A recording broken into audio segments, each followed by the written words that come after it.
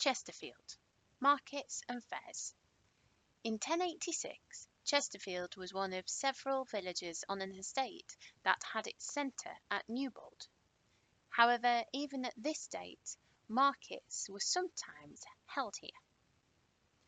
Chesterfield was an ideal site for a market.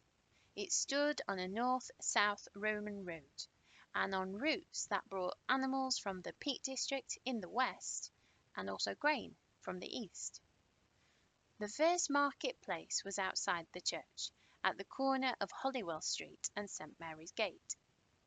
There was little space for growth, and so a new marketplace was laid out on the present-day site sometime during the 12th century. The New Market. Until 1204, the king was the lord of the manor of Chesterfield, and it was probably his officials who decided that a new marketplace would increase the town's trade, and so the amount of tax that the king could claim.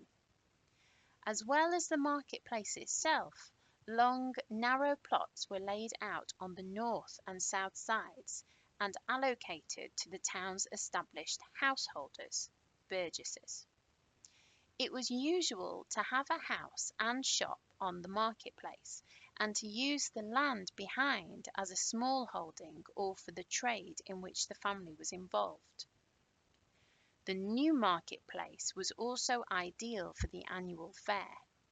This was a much larger event than an ordinary market at which animals and grain would be sold wholesale. Fairs attracted buyers and sellers from greater distances than ordinary markets, and goods would have been available from further afield. It may also have been an opportunity to trade in Peak District lead. An image shows an artist's impression of Chesterfield's marketplace at Holy Cross Fair in the early 14th century. Chesterfield's medieval fair was the Feast of Holy Cross, 14th of September, when the harvest was complete and animals could be sold before the winter. Agricultural rents were also due later in the month at Michaelmas, as they often still are.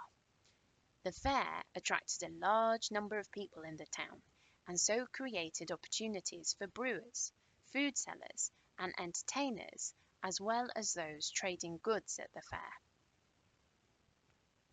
Another image shows a map of Chesterfield. The map was drawn in the early 17th century, but the general plan of the town had changed little since the medieval times. Notice the houses along the marketplace, each of which would have stood at the top of a long, narrow plot. Rectangular blocks of shops at one side of the marketplace are the shambles.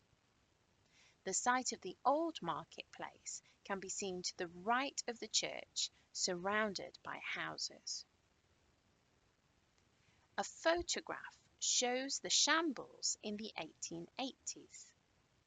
Although this photograph is from the 1880s, it gives an impression of how the shambles may have looked in medieval times, with eaves overhanging the narrow passageways, although the buildings that can be seen here are more likely to be Tudor in date. Note the wooden covers over the lower shop windows that would have hinged down to form a counter from which to sell goods. The name, Shambles, indicates that this area was partly occupied by the town's butchers, but the names of the rows within it show that other trades were also based here. A last photograph shows a medieval era property. This substantial medieval house, marked on the map as the Old Hall, used to stand on the site of Yeoman's at the corner of Beatwell Street and South Place. Nothing is known of the circumstances of its construction, but it was probably built in the 12th century. It is likely to have been important as it is built from stone rather than being of timber frame construction, which was more usual in this period.